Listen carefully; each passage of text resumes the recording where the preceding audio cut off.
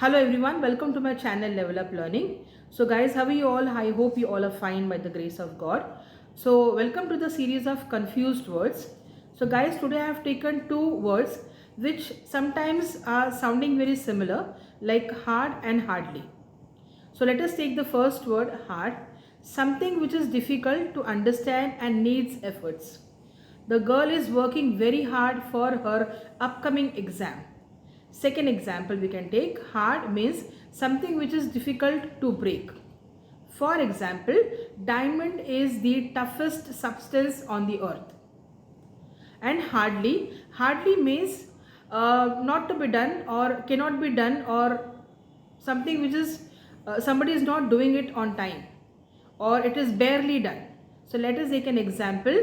She hardly does any homework in the school. She hardly studies for her upcoming exams. So guys, keep watching, keep learning.